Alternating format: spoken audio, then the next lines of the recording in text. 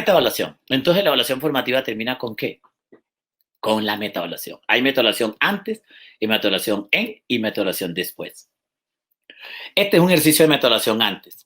Actividad o pregunta. Se redacta la actividad o pregunta. Ya tenemos la pregunta, ¿bien? Necesitamos indicar si la pregunta es literal, si es interpretativa, si es hipotética, si es de opinión.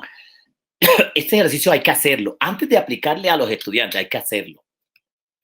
Paradigma. Indicamos si la pregunta es convergente o es divergente. Este es un ejercicio de metaevaluación que engloba y cierra lo que es un proceso de evaluación formativa.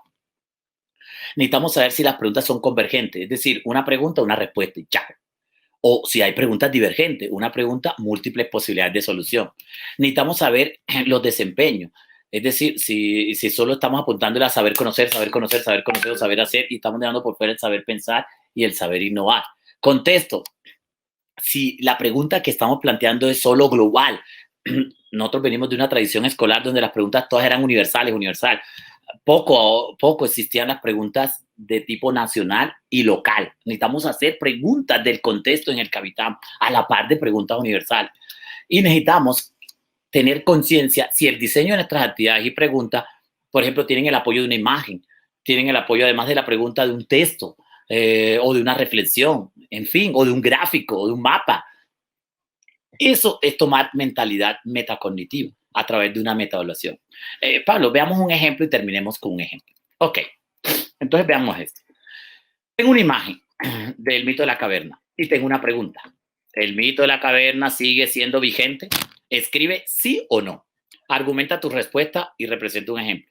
Esto está tomado de un quiz que diseñé de 5 preguntas en el área de filosofía, pero esta es la pregunta número 1. La metaevaluación hay que aplicársela a las 5 preguntas. Por razones de tiempo, solo voy a hacer el ejercicio a la pregunta 1. ¿Listo? Y tengo un texto de apoyo que tomé de un periódico del País en la sección de opinión, Tribuna. Listo. Y ahí está la cita. Ok. Tipo de pregunta. ¿Qué tipo de pregunta es? Veamos. Aquí hay una pregunta que es literal. ¿El mito de la caverna sigue siendo vigente? Escriba sí o no. Bueno, la verdad es que el mito sigue siendo vigente. Entonces la pregunta es literal. Ok. Pero luego dice, argumenta tu respuesta y presenta un ejemplo. Entonces la pregunta tiene un componente analítico y propositivo. Eso es lo que se plantea ahí. Quiere decir que estamos ante una pregunta literal y ante una pregunta analítica. Pero para ello necesitamos estudiar 15 categorías de preguntas que hoy no vamos a estudiar. Estoy haciendo simplemente un ejercicio de sensibilización que ya terminé. Ok, paradigma. Necesitamos entonces determinar si esta pregunta es convergente o es divergente. Si yo le pregunto a un estudiante, dígame, ¿el mito de la caverna sigue siendo vigente, sí o no? Esa es una pregunta convergente.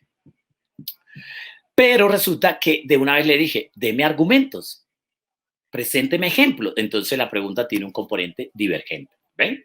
Entonces ahí vamos bien evaluado con la metaevaluación. Quiere decir que este profesor tiene ya conciencia de qué tipo de prueba escrita ha diseñado para sus estudiantes. Pocos profesores hacen esto. Si todos los profesores en América Latina hiciésemos este ejercicio, ¡wow! Tendríamos mejores seres humanos en América Latina, seríamos una potencia humanística y cognitiva, científica.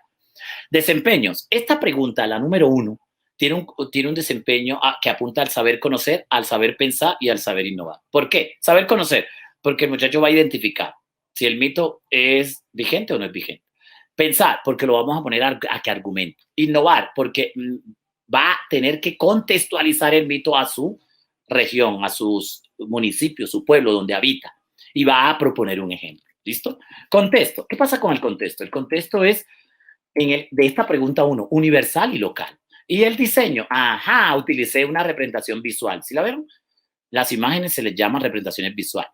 Y esta es una imagen que es descriptiva y expresiva. Muy bien.